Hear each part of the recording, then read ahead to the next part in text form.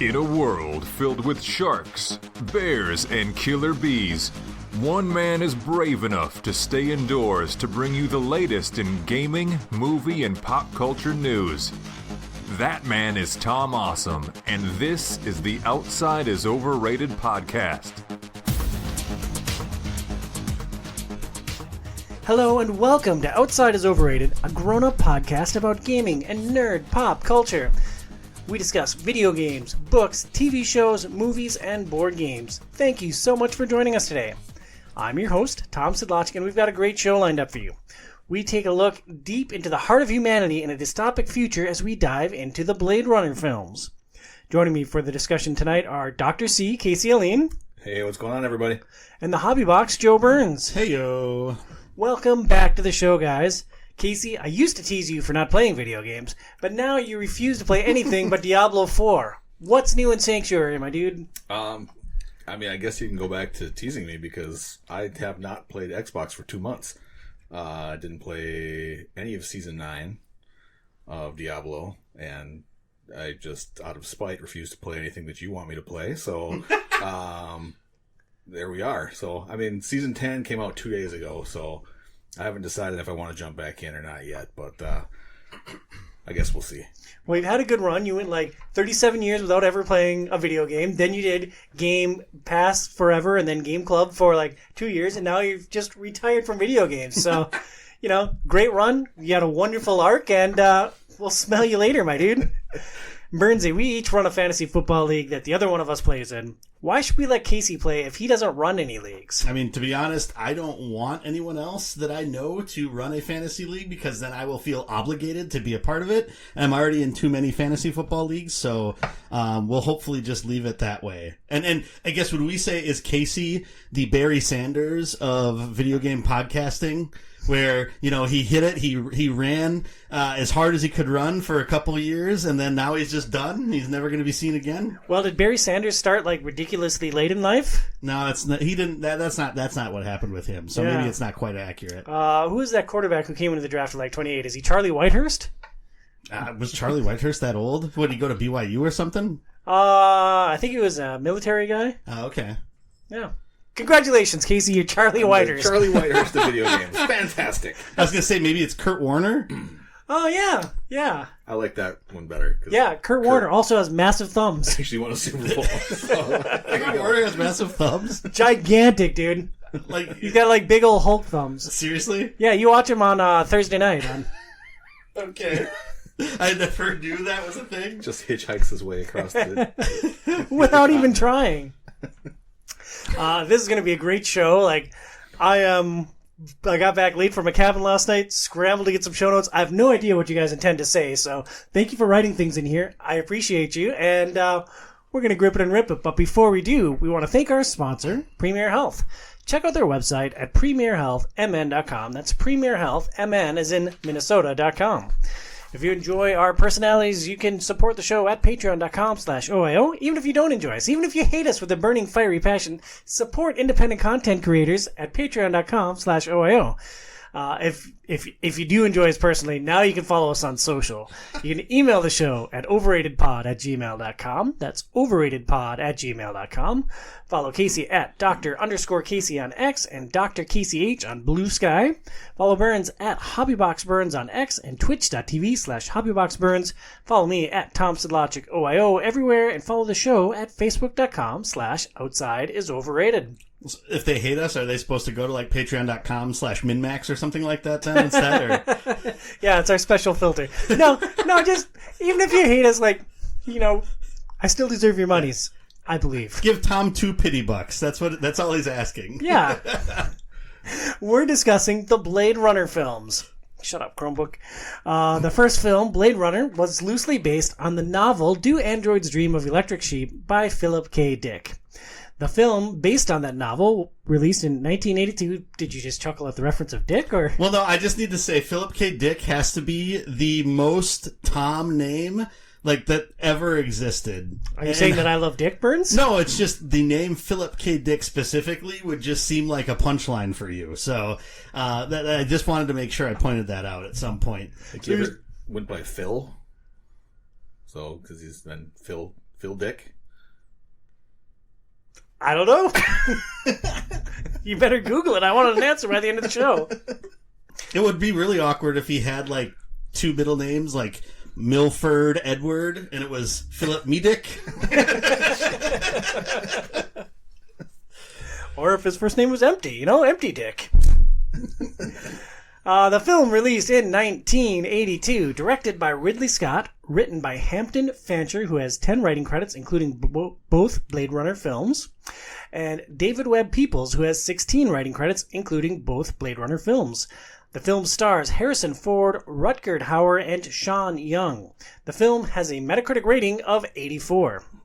A quick synopsis of the plot. Ripped directly off of IMDb, a Blade Runner must pursue and terminate 4 replicants who stole a ship in space and have returned to Earth to find their creator.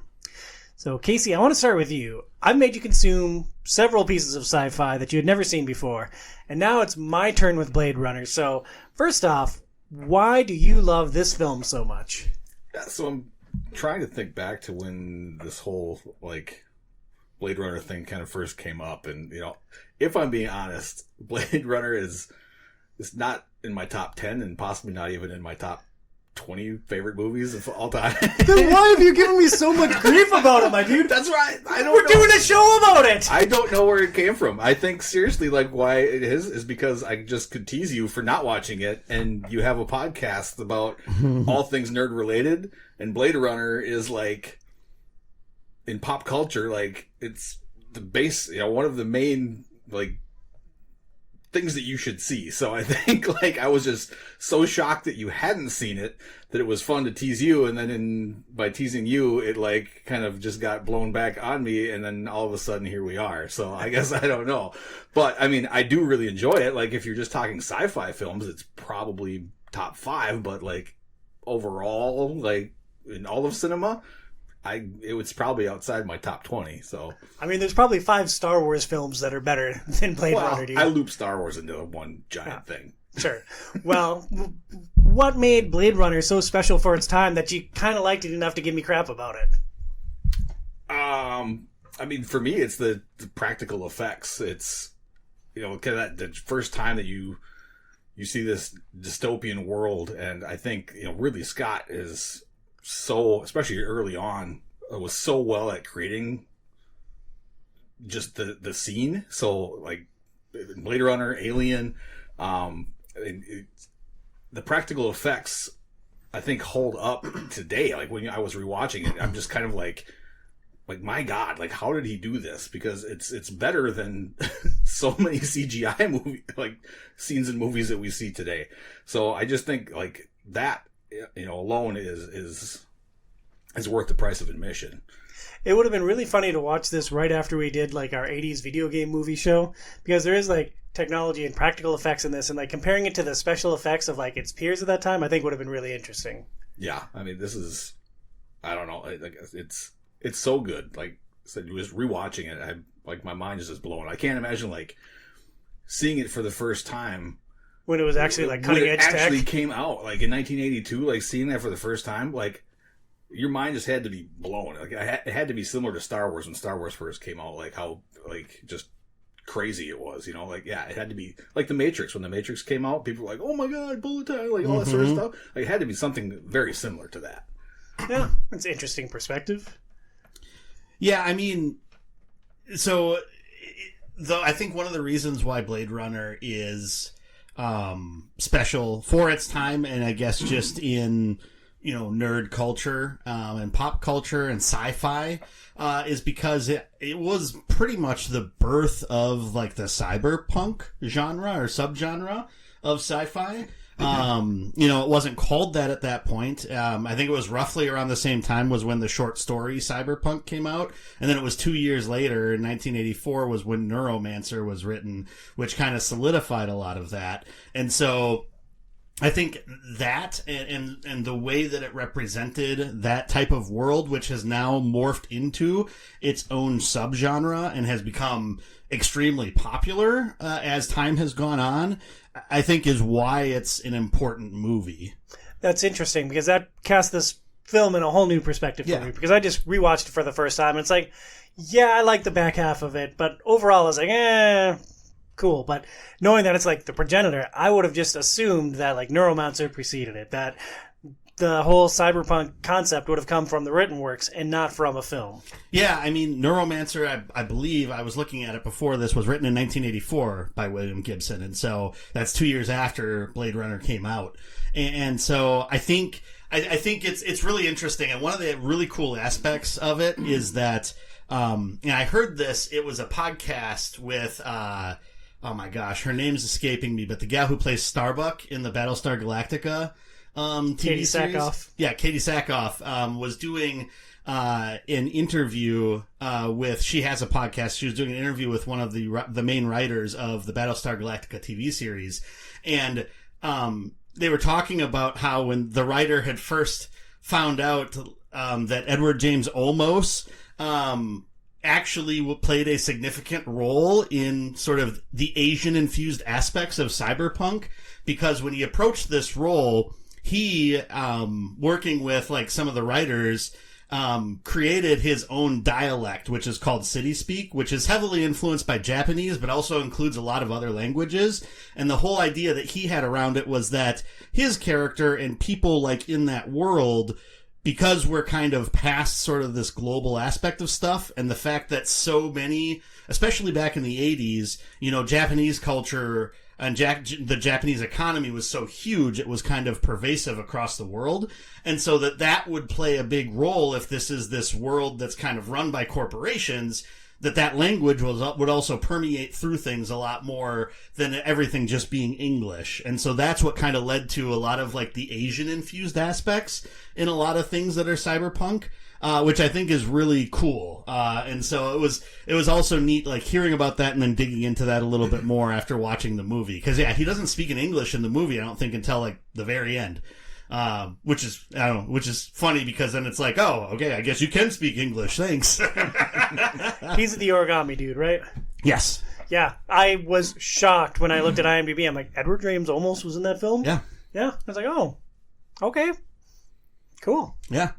Yeah, I mean, there was actually a lot of, like, recognizable actors, like, people that aren't necessarily, like, household names, but definitely people that you've seen be in a lot of movies since then. Like, the guy who plays, I can't remember his name. Sebastian, yeah. J.F. Sebastian, is, like, he's like a general in like every movie that has like military in it, like in the 90s and 2000s. He was a main character in Deadwood. Loved it. Yes. Oh, and he's great in that too. Yeah, he is. And so E.D. Farnham. Yep. And then the guy that's the sort of detective that sends Deckard out has also been in a ton of different movies as well. And so it's just, there's like a lot of these characters that you've seen pop up in a lot of different places. And even though they weren't necessarily famous in that, you know, this was kind of, it's always interesting to see people in these older movies that you've seen in a lot of other different lights doing something kind of completely different. Yeah. So it's an important film for sci-fi, in the history of sci-fi. So it's important, but does that necessarily mean that it's still enjoyable in 2025? Burns, I know you also watched this for the first time within the last 5 years. Like, is this still an enjoyable film today? Yeah, I looked this up too because, you know, I get, for every ticket I get off of Alamo, you know, it goes into my inbox and I save some of that stuff. So it was actually almost exactly 3 years ago from when we were recording this. It was August 21st, 2022 was when I first saw Blade Runner. It's very specific. Yeah. I mean, because that's when the ticket was in my, was in my inbox. So. Did you make a little wooden horse and carve that in the bottom of it? Maybe I should. Spoilers. And it's funny because like you were talking about before, you know, the graphics are maybe just a tad dated. But for the time they were pretty cool. But I think the other aspect of it, and the other reason why the movie, I think, sort of holds its own is that it wasn't over reliant on like graphical effects. They use it early on to sort of set the stage of what this world is, and you see it in the background a lot to sort of show this much larger, sort of very different Los Angeles from what it is today. But it's not reliant on everything being like in these graphics, like something like Tron is, you know, because you brought up the 80s video game movie show, you know, whereas Tron, it's kind of hard to watch that these days because... Not kind of, it is difficult. and a lot of that is because, like, everything is in those, like, very dated graphics. And some of that has a little bit of a charm to it. But when you're watching that throughout the entire movie, that makes it more difficult. Whereas with this, and I think a lot of it is because they use practical effects for a lot of the aspects of the movie, but the majority of the movie is still more so just focused on the characters and the scenes that they're in. They aren't this, like, they're not, like, running across the city and all these things are going on in a lot of instances, you know? There's a lot of aspects of this movie that could just be, like, a stage play, because a lot of it is about people within a small area, like, dialoguing with each other and sort of what's going on, the conflict that's occurring within that scene. And I think that's also what makes this something that can live, I guess, a lot longer and have more longevity than some of those other movies that we were talking about, like Tron, or some of those other ones that just have, like, really weird-looking graphics from the 80s. You want to know a secret, Burns? You want to know the real reason that I haven't watched this film? Why? Pre-relationship, like, I just didn't watch a lot of movies, so it fell through the cracks. Like, everything else from the 80s, 90s, outside of The Matrix and, like, Star Wars. The reason I haven't watched this film in the last 10 plus years because Phoenix didn't like it. She couldn't make it through it before, and so, like, she didn't like it, and so we just never watched it, and she thought it was too slow. And, like, watching the first half of the film, I'm like, oh, I get it. Like, this is a plotting film.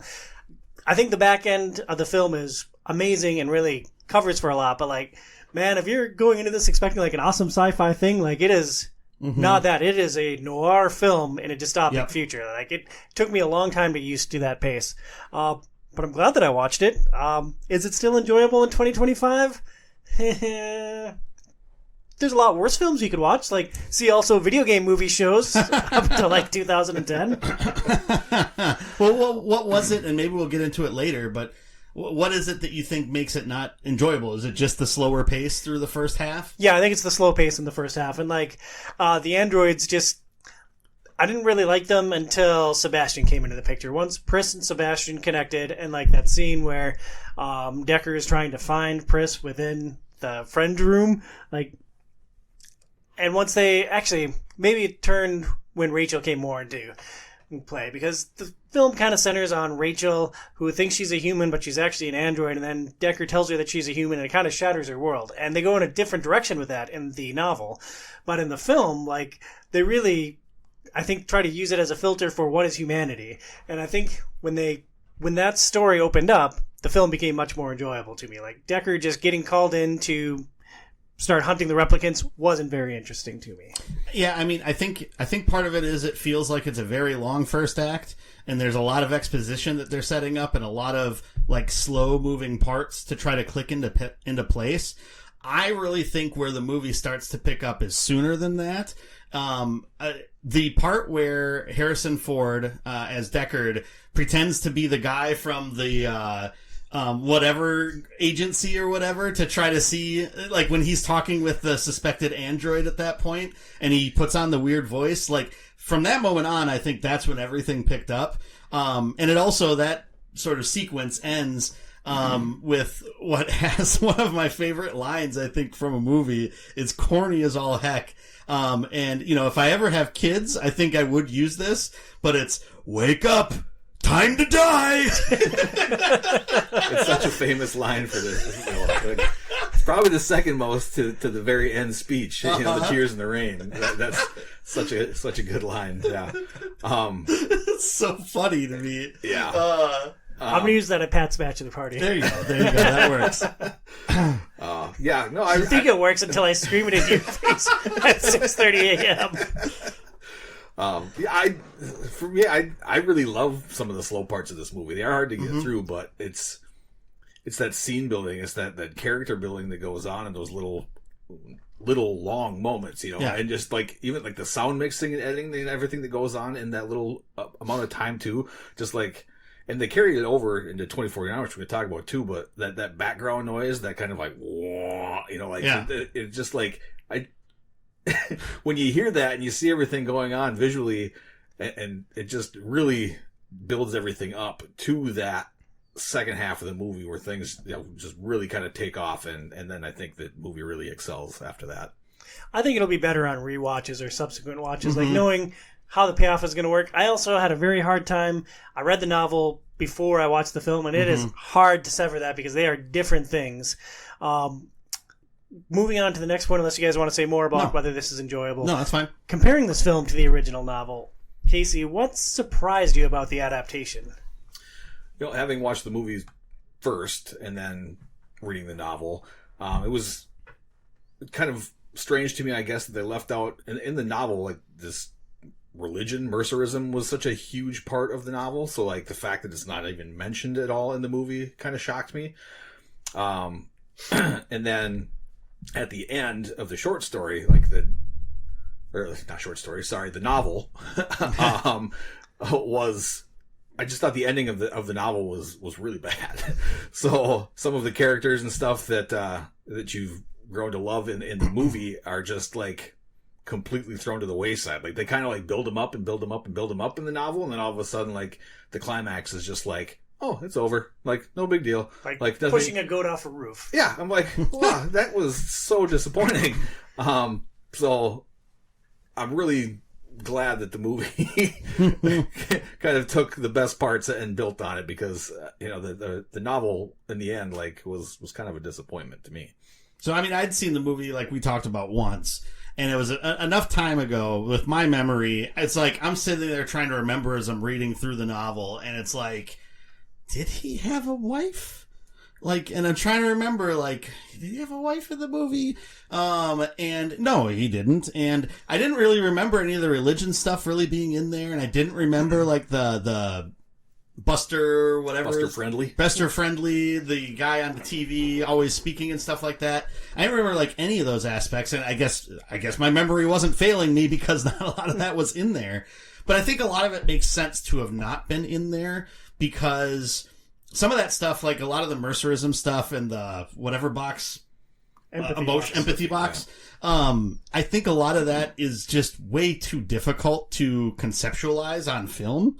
And it was a really easy way to sort of sever themselves from the ending and more of the philosophical / religious / whatever propaganda / whatever it is that the original book had kind of as its theme or its purpose, which I guess, having read Stranger in a Strange Land, which came out maybe sometime after this came out. I think that was maybe the 70s, right? I thought it was like the 30s. No.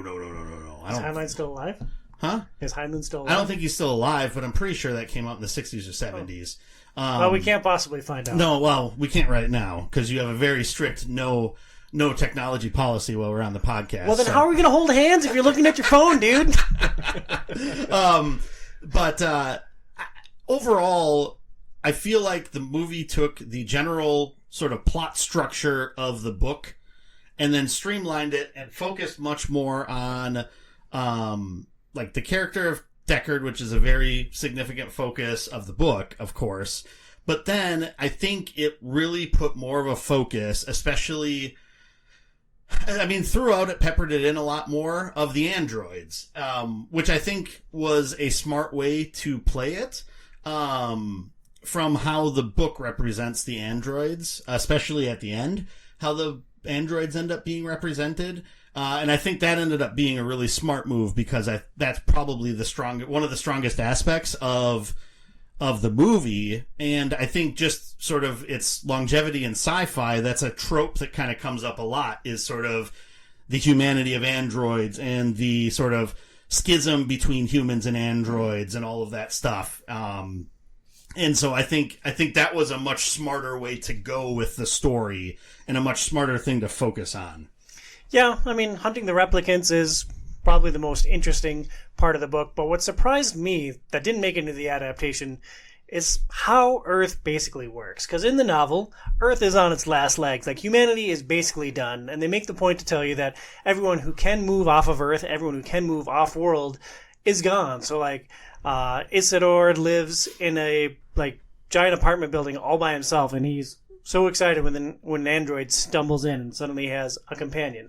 So I thought it was interesting that the film has a more populated Earth. Like, people still make a choice to live there, whereas in the novel, it was so isolated, and it was like the last legs of humanity. I mean, I do think there's nuggets in the movie where they kind of point out that it's the haves or have-nots. Like, the people who had the means or ability to get off world have definitely, like, GTFO'd out. Sort of like the Sebastian stuff where it's like, he wouldn't have made the trip, so that's why he was stuck there. And I think what it is what the movie did is made it seem like it was a much sort of the poorer people are the ones stuck on Earth, and then everybody else has gone off-world. And I guess what I observe is that in the novel, humanity's basically done on Earth. Like, they're just running out the clock, basically. And in the film, there's still life on Earth. Humanity is going to continue in some format. Yep. No, I know. I think that's right. So, Bernsey, what do you think Ridley Scott intended to do with this film, and did he accomplish it?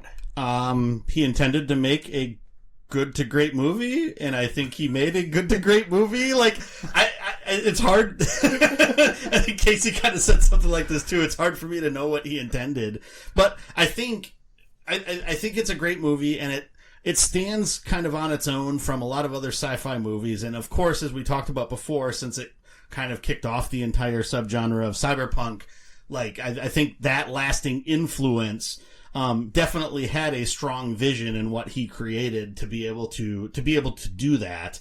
And so, whereas it maybe doesn't have as many movies as like the Alien franchise has, Well, is that a bad thing? Because, like, Casey, you love Alien and Aliens. Is Alien 3, do Alien 4, do a lot of the Alien films need to exist?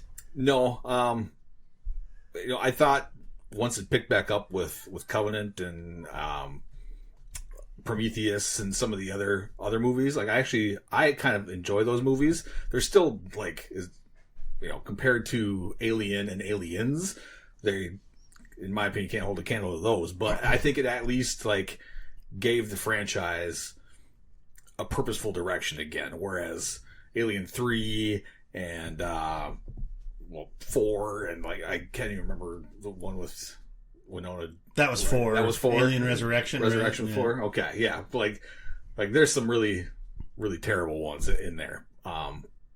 But yeah, I think, like,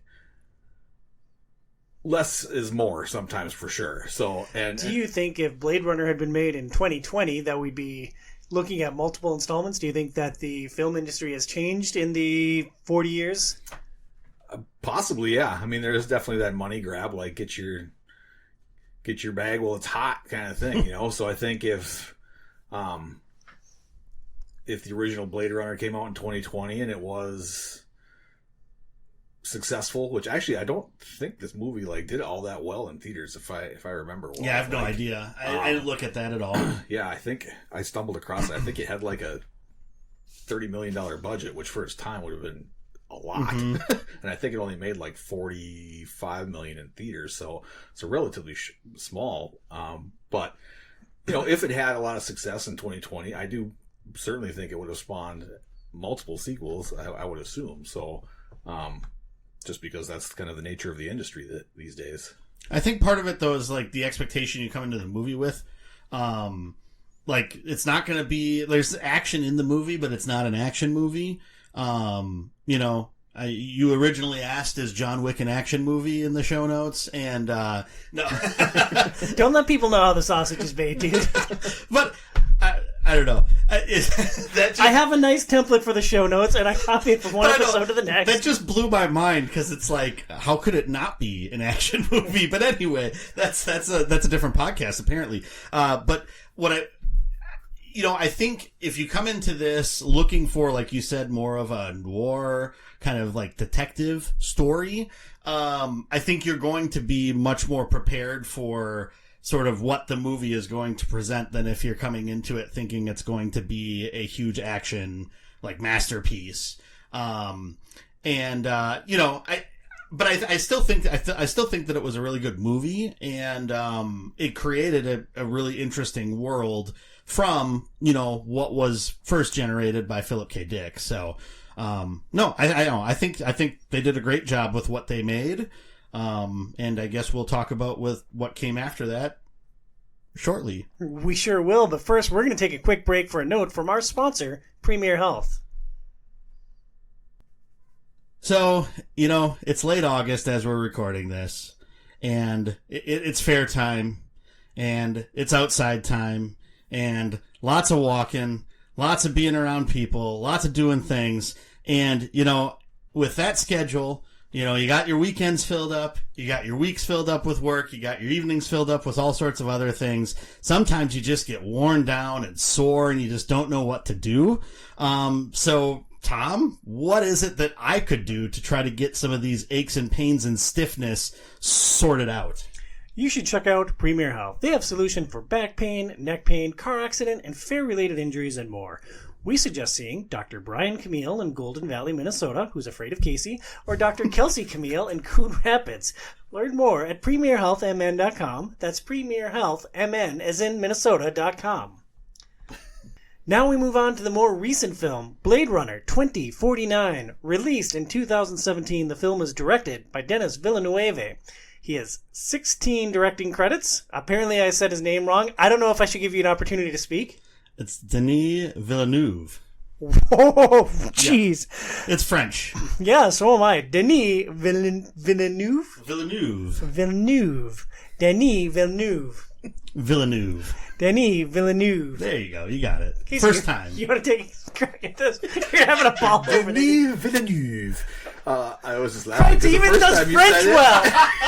Every single thing, dude. Well, I did take French in high school. He also got to hear you fumble it like 8 times in a row. So I think that helped him sort of prepare like how he was going to say it if he was put on the spot. More chuckling because Villeneuve is very not French. He went from Latin American to French. Yeah, well, we span the world here at Outside is Overrated. So Denis Villeneuve. Denis Villeneuve has 16 directing credits. Most recently, in succession, Sicario.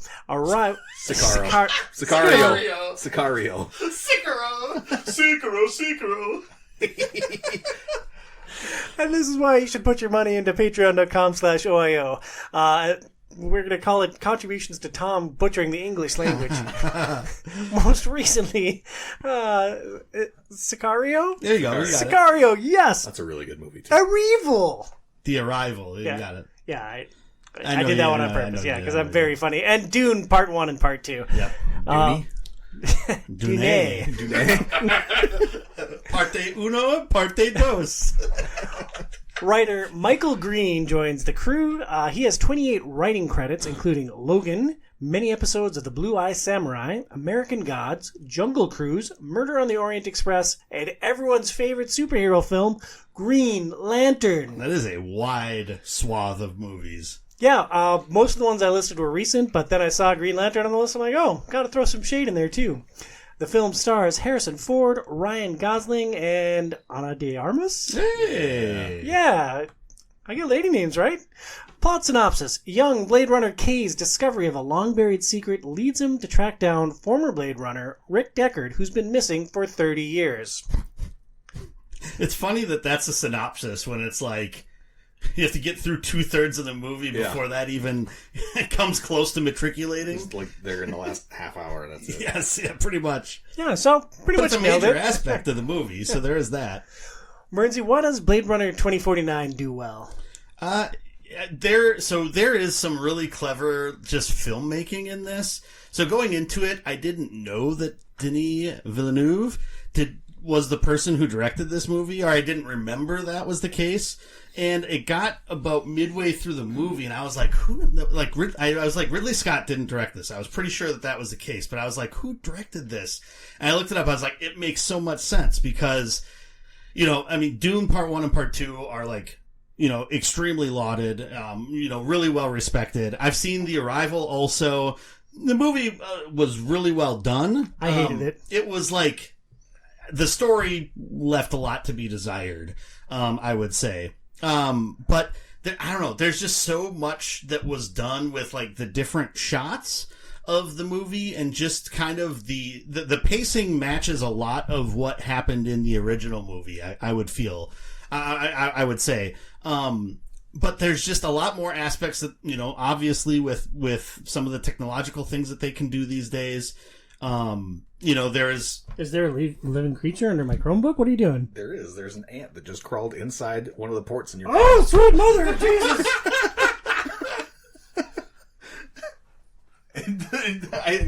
I watched it crawl on the cord and went right into that. It's in one of the little. It's inside your Chromebook right now. I'm telling. Oh no, there it is. Get him with your thumb, dude. I know where that thing's been.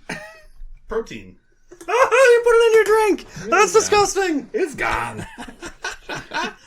But yeah, there's a lot of really clever like filmmaking in it. So all of the scenes with Kay and Joy, which is his like AI girlfriend, his AI like it's his girlfriend. It's like an AI assistant that sort of becomes his companion. And you know who that reminded me of? Casey and Dunham. Like if you could put Dunham on like a little stick that you can carry around with you. That'd be beautiful. Like it'd be weird to see him like possess Duhau or something, but a holographic friend. Sure. But there's some really cool stuff. So like especially the scene where it was Kay and Joy and like the street girl. I don't know if they ever said her name or whatever. Like some of the aspects of that where like they're supposed to be kind of intermingled, and the way that they're like in sync at times, but then not. And then there's like the part where the gal goes around to take his jacket off, and because he's not looking at her, you just see her. You don't see Ana de Armas as well. I just thought like some of that stuff was just so smartly done.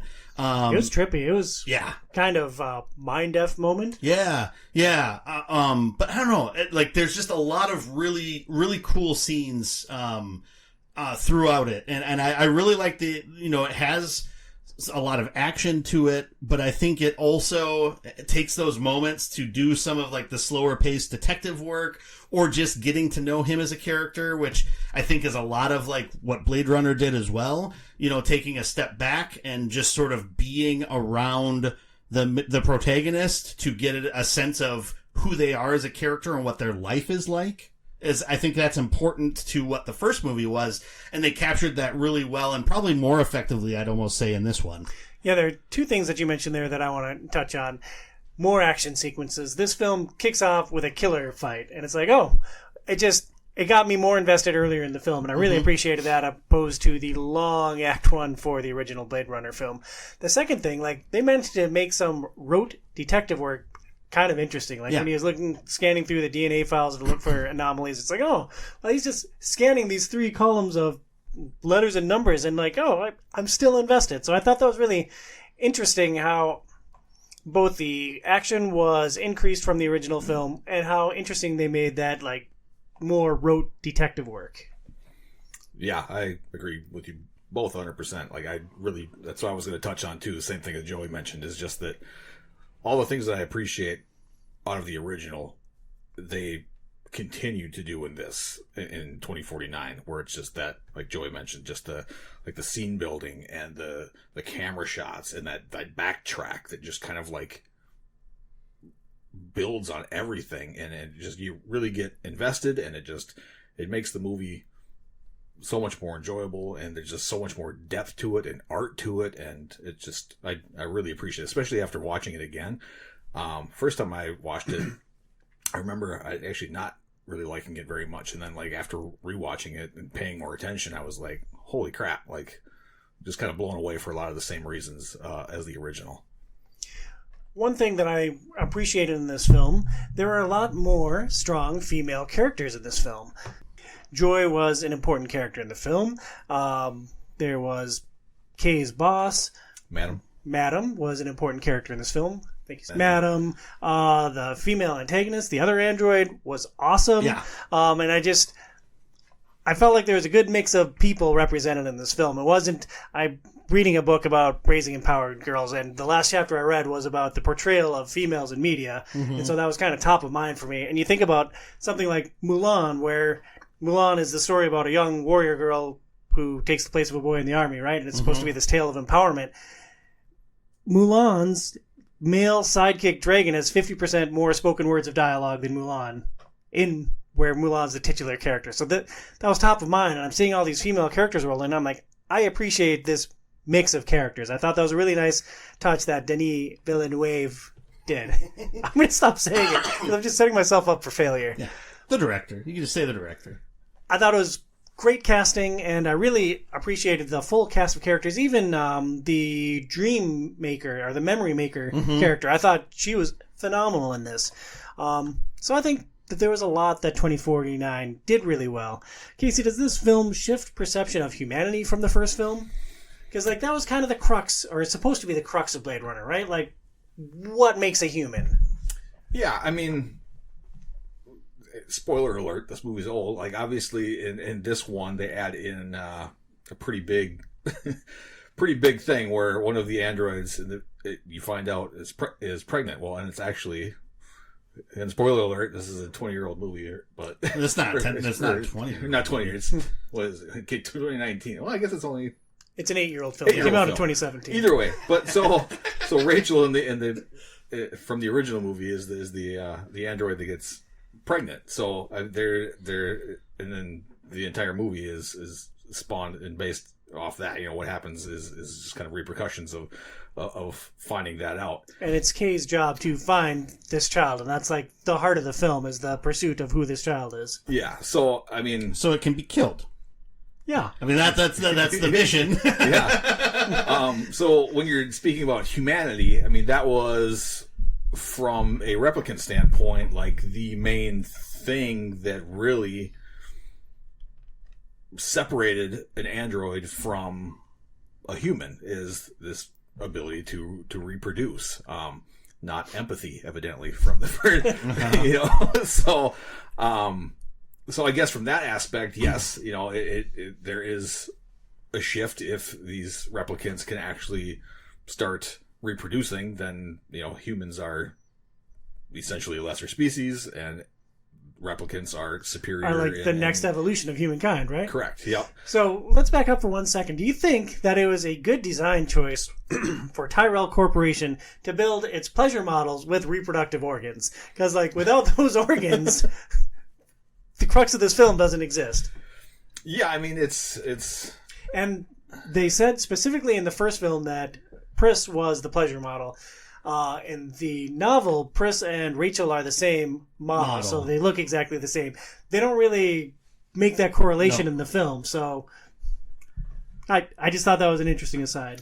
Yeah, I guess I didn't even really think of that aspect, but you know, it is interesting for sure, and like I don't know how much of that was intended. I guess you would have to know the backstory of the model to know that Rachel was a pleasure model to begin with, but I do think that it was interesting that they, you know, chose Rachel as the host for that. Because the robot found love, dude. Yeah. So I think it's. Was there a question? Sorry. I don't know. Did 2049 shift our perception of humanity at all? I mean, I don't know. By introducing that, I guess yes. You know, if that is actually able to happen, then yeah, like we said, humans are the lesser species then, and replicants would be the next evolution and superior in all ways. Well, so I don't know. I don't know. I guess we would have to almost see a third movie to see where things go kind of from here to try to get that as a gauge. I think the important aspect of this is that, you know, the child that's at play here is not just android. It's part android, part human. And I think that's like the more important aspect of it. And, you know, so it's like, you know, you talk about humanity. Except for the very end of the original Blade Runner, would say there is a complete lack of humanity in all of the androids except for Rachel. Because they're all just kind of very almost vaudeville or comic booky kind of versions of like androids. Well, yeah, it's like you don't really need the void contest. Like you just look, it's like, oh, that's an android. Mm-hmm. Yeah, it's like I'll tell you about my mother. Yeah, yeah, and so and so it's like I think that's the aspect of it that in 2049, obviously, 30 years have gone by from the first movie to this movie. They've gone through a couple new generations of androids, and then now there's like this final sort of version of them. And I don't think though, even though they have like the physiology or the physical aspects of those the birthing parts, I don't believe that they were supposed to ever have the ability to actually do the birthing process. It almost seems like that was something that was unique, and that was something then after that instance happened and was rumored about, that they said that they could not have any of that and that they had to be sterile, which was a point that they made in there. So I don't know if like any of the androids could have had it, or if it was something specific with Rachel and how she was designed. I know there's one little nugget that the movie goes into, kind of near to the end, where they're like asking, was this all part of a plan? Like from the get-go, maybe that was actually some level of plan that Tyrell had, with this. It's hard to really gauge on that. But I think with 2049, there is a lot more. The androids, because they're not limited and only being able to live for like 4 years or whatever now at this point, and they're taking on a lot of the roles that humans either didn't want to have or used to take up, aka, are specifically like with Kay, who we're following through here as an android that is a Blade Runner, So, very purposely taking the role of Deckard from the first movie, is being portrayed or played by an android throughout this movie. And so, that also gives you the kind of look into like what the android is thinking and the kind of how evolved they are, and the fact that, he has, Joy and the relationship that they have, being unique, mostly because, well, any androids that he meets, he probably has to kill. And, all the humans tend to still hate androids for the most part. And so, I don't know. They even wrote a mean note on his door, dude. They did write a mean note on his door. It's like college. Yeah. And so I think, I don't know necessarily if the whole point was that the androids were supposed to be the future, or like the evolution, and now humans are a lesser being or obsolete. I think almost most interestingly, the problem that the humans have in the movie, and how pretty much all the humans were portrayed, is still the bigotry, hatred aspect of it. That is still kind of, that they have for androids, which is probably the biggest thing that's holding them back from, I guess, living together with androids and making a better society, and having to try to keep them subjugated. It's almost the kind of, sort of less powered minority trying to run, the majority who are, better functioning than them at everything that they do at this point. I don't know. So I think that's interesting. It definitely says a lot about humanity, and brings up a lot of questions about it, though. So I think there is a lot more to it in this movie than there was in the first one. The first one was a lot more black and white. Yeah. Yeah. So Casey, what does this film say about the future of Earth and mankind's place on it? I think we're screwed. I mean, I don't know. Obviously, we're a long, long ways away, as far as I know, from replicants, and the first part of them anyways. But, I mean, we are certainly starting to push the limits of AI and do some other things that, I mean, who knows how it all develops in the future and where it all goes from there. So, I mean, if we aren't careful, who knows what happens. And, I don't know what came first in the grand scheme of things, replicants or, disease and famine, all the stuff that caused all the people to move off world. So it's one of those things where, I just think, as humans, obviously, like, at some point in time, this round thing that we live on is probably not going to be here. I don't know when that is. So play video games while you can, dude. Yeah, enjoy it while you can. Otherwise, Star Wars Outlaws. It does. I believe the war happened first, and then the androids became more popular after the war. Is what I remember. I could have that, bass backwards, but I think from the that's novel. right. Yeah. But I think that's almost what was insinuated in the movie too. Maybe it wasn't. I guess I'm not sure. But the films said we'd already have an off-world colony by 2019. So, well, we already missed that boat. That's definitely not even happening by 2489, I would guess. So, I think we're a long ways off. I don't think we have anything to worry about in our lifetime. So maybe I'm the voice of reason that's saying pump the brakes. Play video games while you can, dude. But I do, like I was talking about before, I think a lot of the aspects of a lot of the problems that we have in humanity are kind of on display throughout the movie, and solving a lot of those problems would take us quite a few steps further towards, prolonging life on Earth and not having to, get out of here to find somewhere habitable, or, die in a cold spaceship. It's depressurized or something like that. So yeah, I don't know. I think, a lot of these movies and a lot of sci-fi tends to over-exaggerate some aspects of things to try to make that more prescient to our current reality and look at, okay, this is something that maybe we should change about ourselves. We never learn that lesson, and nothing ever seems to change, and we just seem to keep going down the wrong direction. Maybe that'll change sometime. Doesn't seem like it'll be anytime soon, but yeah. So yeah, I don't know. It's really interesting, with the things that have happened in the last year, and just sort of continuing to see these dystopian worlds in media, and it's just like, yeah, cool beans. Here's a theory for you. Like I've stated many times how frustrating it is to be friends with Casey because he's just innately good at everything. Maybe Casey's a replicant.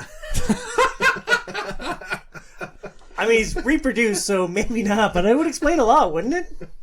I mean, we don't know. Like, he could have just, like... It's that big brain. It's not actually a brain. It's a computer, dude. He probably, poops out all of his fantasy football notes into the binder. I feel like it's like a dot matrix printer. He goes to the bathroom, and then it's just like... That's why he comes out of the bathroom at D&D with handouts. They're just, in your pocket, and you forgot about them. Across 2 films and plenty of skin bags, which replicant performance sticks with you? I mean, for me, it's Roy. Roy Batty. He's from the first film. First film, yeah. And, Rutger Hauer does such an incredible job with that character. And I'm... that's why I was so disappointed with the novel, because he's such a massive part in the climax of, and he doesn't even that smash his head through one wall. No, it's like they build him up in the novel to be this big bad guy, and I guess it just nothing happens. He he just chases him down and shoots him in the back in an apartment. There's oh, that sucks. But in the movie, his development from the first time you see him to the very end, and what he's going through, you just, by the end, you feel sorry for him. He turns from this maniacal, horrible person, and then you it's just almost, he just somehow flips it on you, and in the end, you're oh my gosh, you're I get it, I get why you're angry, I get why you're doing all of this, and yeah, like I said, you feel sorry for him. At least I do by the end of the movie. You feel sorry for him 5 minutes after he commits a gruesome murder. Yeah, it's just, yeah, it's interesting. Yeah, and at the end, the question I think the first film is supposed to leave you with is who's more human, the humans or the androids? Because at the end, Beatty saves Deckard. Spoiler alert on a 50-year-old film. Is it 50 years old? 82 to 25. Yeah, 53 years old, right? No. 43? 43. All right, well, still pretty old, dude. Oh, yeah, because... When were you born, Tom? I was born in Shut Up, Burns. That's when I was born. If you want to be a decade older, go for it, but I think you're a little off on your math there. Yeah, I'll stick with the 40s, thank you. So, Mr. Numbers Expert, what replicant performance stood out to you? Yeah, I mean, I'll sort of agree with you, Tom, that the last 10 minutes of Blade Runner do a lot of lifting to make Batty a more interesting character. Up until that point, there isn't a lot of nuance necessarily to him. I mean, there is something when he's, smashing someone's head. Like, there's a reason behind it, and you start to see a lot of, like, that humanity kind of building up within him, even though he does something very inhuman at that point. But I really think, I don't know, I mean, it's hard to compare because of the fact that, one gets a little screen time, whereas the other one is on screen almost the entire movie. But the journey of Kay through 2049, I think it's just really interesting to see how he develops as a character, and then just sort of the trip that he goes on with just the wide range of things that he's discovering. And the context then that continues to rechange a lot of that, and how that then kind of comes down to the decisions that he makes in the last, in the final act of the movie, I think is super interesting, and it's really cool to kind of see how that builds up throughout the movie.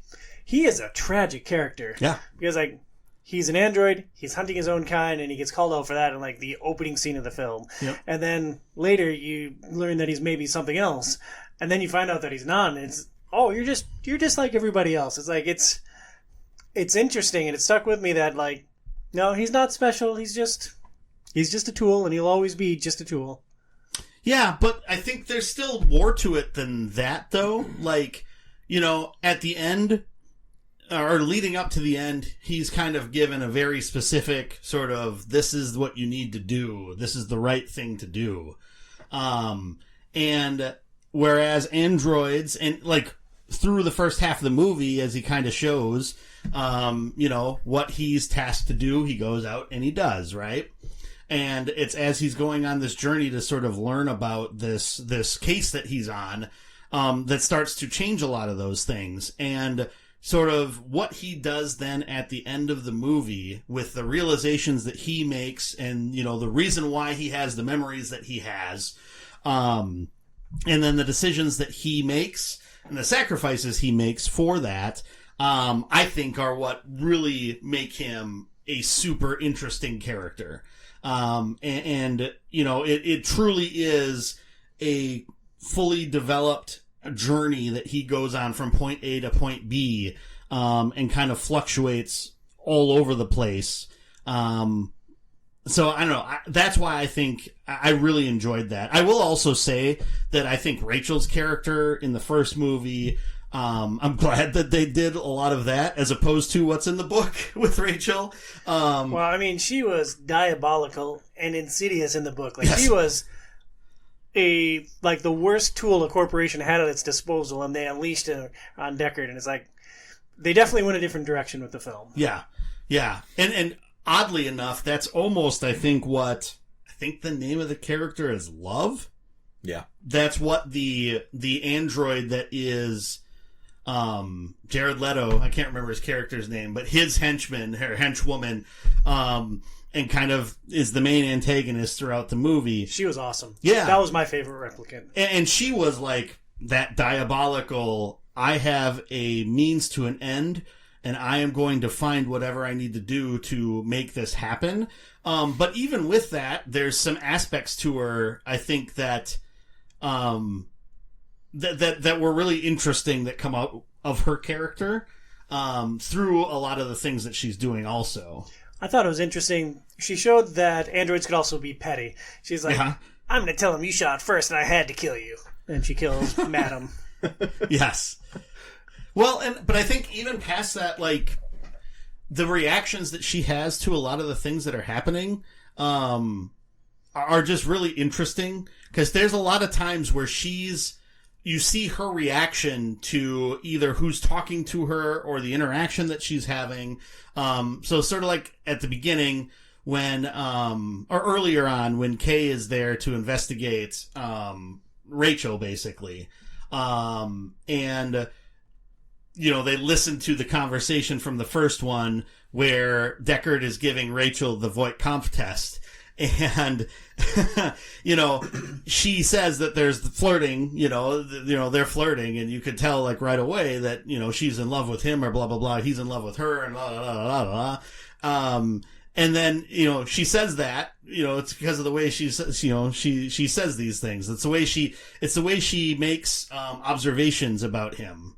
And then, you know, after a pause, then she makes, you know, she asks him about his day kind of thing. And it's just like the way that whole scene kind of worked, I thought was super interesting. But then, you know, when she's listening to, is it Wallace? I keep thinking, what is Jared Leto's character? It's something like that. Starts with a W. I know that for sure. Willis? I think it is Wallace. Wallace Corporation? Yeah, something like that. Yeah. You know, and he's kind of has his, when he's looking at the new model of replicant that, you know, they're about to put out.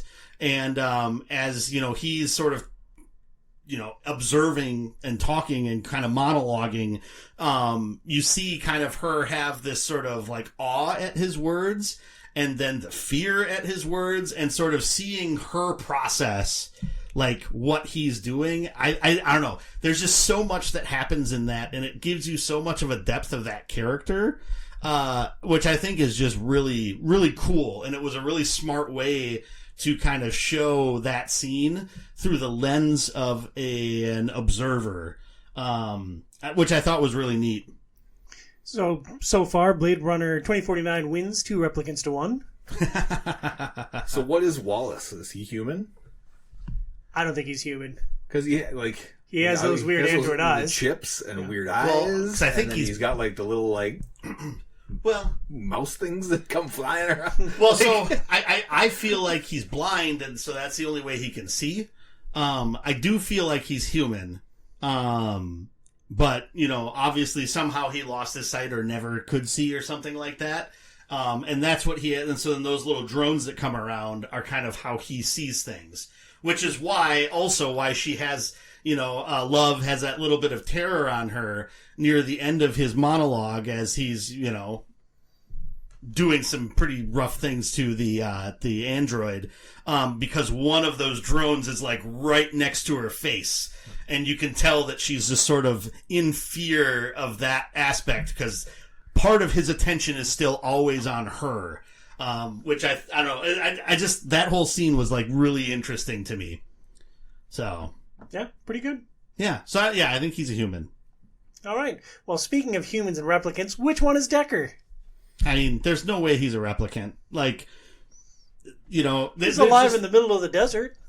Like the most radioactive place on planet Earth. Not hyperbole, like they said it was the dirtiest place on Earth. Well, except he did a scan when he came in, and it said like no radiation, or like minimal radiation. Yeah, so like like whatever radiation was there is now depleted or gone. And there's all those bees there.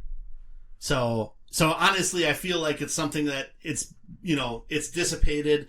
For some reason, people haven't repopulated the area, probably because it's full of bees, dude. Radioactive bees. Was this Fallout? They're down to 1 million bottles of whiskey. Yes. Okay, so Decker, not a replicant. I'm glad we crossed that one off the list. Yeah. No. Well, Bernsey, if you had to recommend one Blade Runner film to somebody who has never seen either, which one would you choose and why? Honestly, I think to fully enjoy 2049, you have to watch the original Blade Runner first. Maybe that's not the case. Maybe you would still get just as much out of it, but I feel like there's just way too much that is rooted in that first movie that I think knowing that going in makes 2049 that much more interesting to watch. If it's not just for the baseline knowledge that a lot of the main crux of the plot of 2049 is built off of, part of it is also just you see Deckard, or a human, as a bounty hunter. And and then now getting to see an android as a, as a bounty hunter or Blade Runner, excuse me, / detective. I think that's one of the better aspects of the movie also, is just sort of seeing the similarities and differences there. And so I kind of feel like you have to watch the original Blade Runner. I will say, however, that I think 2049 is the more enjoyable and better movie. More enjoyable by 100 million miles. I also think it is the better, structured movie. And just, I think hands down it's better. Blade Runner is still important because it was first and it set everything up, and there's some really great things in Blade Runner, but I do think 2049 is the better movie. I agree with everything you just said. Couldn't have said it better myself. The first movie is what I would tell them to watch, only because, I feel like the same thing. The second movie, I think it would, you could probably get the gist of it, but there's just nuances that you would have a hard time understanding. You would know who Rachel is. You wouldn't know, other than just that little, clip that they show of Deckard doing the Voight Comp test. That's the only introduction that you would have to her, and you wouldn't even know what the heck that is because you didn't see the first movie. So I think you have to see the first one to fully enjoy the second one. Disagree. I'd say watch 2049 if you haven't seen both of them. I assume that most of our hardcore sci-fi people have already seen Blade Runner. I know it's funny given you and me on the show. So then the prompt is watch. So is the question, should people watch Blade Runner again or watch 2049 for the first time? Or is the prompt, if you've not seen either of them, which should you watch? If you've not seen either of them, I'd say watch 2049. Okay. I would assume that it will stand on its own merit. My perspective is a little shifted because I did watch the first one first and then jump into 2049. But sure, you know who Rachel is, but we don't see a lot of the love story between Rachel and Deckard. We see her save him, we see them leave together, and that's their interactions in the original Blade Runner film. So just hearing her as a name, I don't think you miss out on that much of an emotional connection to who Rachel is by not watching the first film. 2049 looks a million times better. It is physically a more enjoyable film to watch today. So if you haven't seen either film, I think that's more appealing. I agree with Burns that it's better structured. It's got great characters. It's a well-paced film, and it's just overall a better movie. And if you watch 2049 and you really want to know more of the history of the world, I think you can go back to Blade Runner. If you're interested in cinematic history, certainly watch the original film first because of the role that it's played in shaping a subgenre of sci-fi. But I would say watch 2049 first. And it's my show, so do what I say. One thing before we, move off and wrap up, I would be kind of screwed in the world of the book because of how much everybody loves animals. And how everything's about the status symbol of having an animal. Are you surprised that there was no element of that in either one of these films? Not even a spider? Yeah. I mean, there was a couple of little references in Blade Runner about the animals, and it's actually I think it was in both of them where it'd be is that a real animal? It's of course it's not. In 2049 there was the dog. Yes. And he goes, is it, and Kay asks, he goes, is it real? And Deckard goes, ask the dog. Yeah. So, yeah, it is interesting though. Yeah. You don't see, that's another thing. Yeah. They just completely left all that out of the movies too. It was a huge crux of the book, and not in there at all. But because a lot of that's wrapped up in the religion stuff, and a lot of those other things that just got completely left out, I think it makes sense. I'm disappointed the religion wasn't a factor at all in the book, or in the films, because in the book it was so interesting how Mercer was either real or not real, and how he physically helped Deckard in the world. It's I missed that element in the film. Yeah, but I think if the point of the movie was to really delve into the aspect of androids and the purpose of them, and whether they should be hunted or not, whether it's okay that they're maybe becoming more human-like, and harder to tell if they're androids, I feel like the Mercer aspect of it just kind of gets in the way. If that's the main story you're trying to tell, it just sort of pulls things away from that. So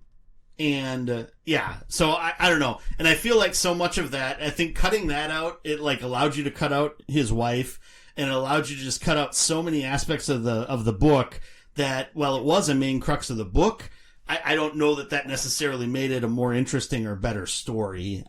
It definitely made me curious to see if Philip K. Dick actually like enjoyed the movie, or if he thought it was like a bastardization of what he had done. I bet he hated it with a burning fiery passion. I don't know. I should have looked that up beforehand, but because it did leave out a lot of what he did. But I don't know. I think it made its own. I think it made its own world pretty well and successfully at that. So yeah.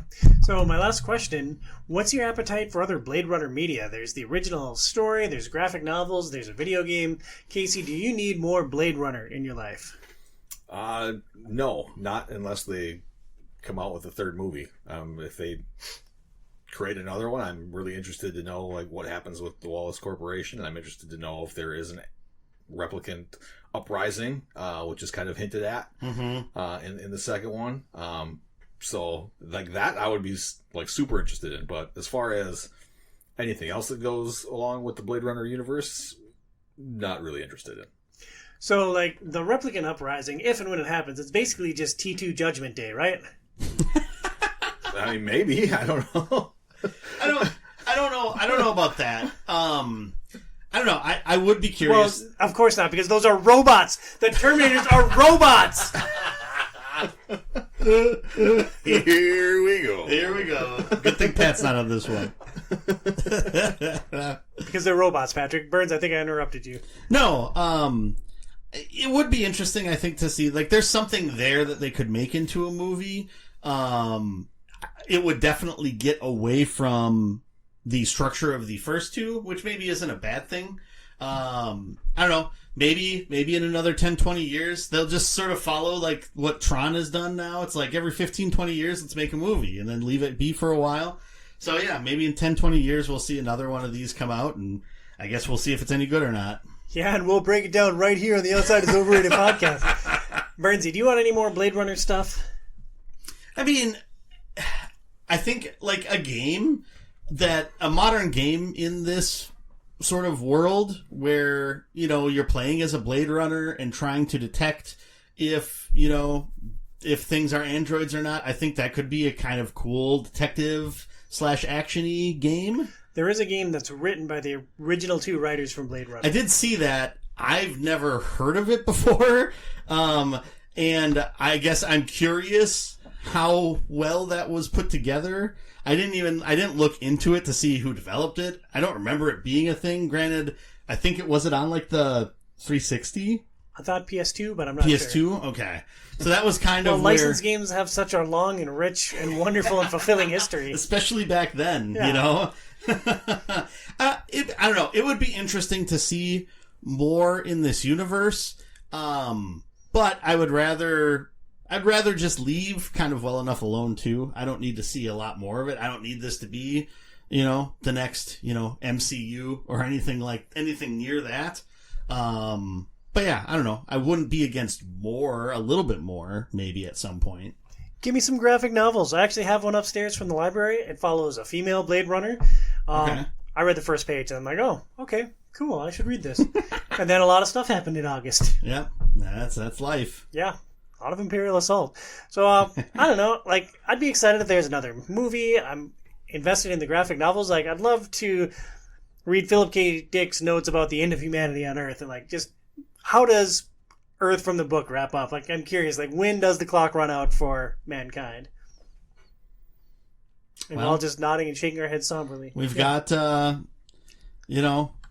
already made it past 2019, which was Philip K. Dick's original sort of, where everything, the war happened before that, and then everybody went off-world. So we made it longer than he thought originally, I guess. Yeah. Hooray.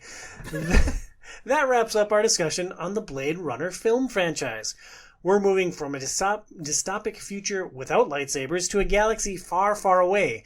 Next month, we prepare to break down the board game Star Wars Imperial Assault. It's back-to-back board game shows, as the month after that covers the Elder Scrolls board game that I don't remember the name of it. Elder Scrolls Betrayal of the Second Era, I believe, is the name of the board game. Nailed it. That's a really long name for a board game. Yeah. Pretty long board game, too, so it's going to be great. Come to the table with us. On Game Club, in this same podcast feed, we're going to start a 2-part discussion on Star Wars Outlaws later this month, and we invite all of our supporters to join us for Game Club discussions. For those who support the show on Patreon at patreon.com/OiO at $10 or more a month, we do a bonus episode, a bonus unfiltered episode each month. Tom and Joey and another friend.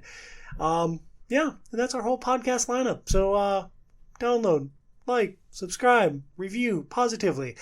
Thank you for listening to Outside is Overrated. Please review us on your favorite podcast platform and support our show on Patreon at patreon.com/OiO. For Casey at Dr. Casey on X and Dr. Casey H on Blue Sky. And for the Hobbybox Joe Burns at HobbyboxBurns on X and twitch.tv/HobbyboxBurns, I'm Tom Sidlacik at TomSidlacikOiO. We'll talk to you next month. Stay inside, kids.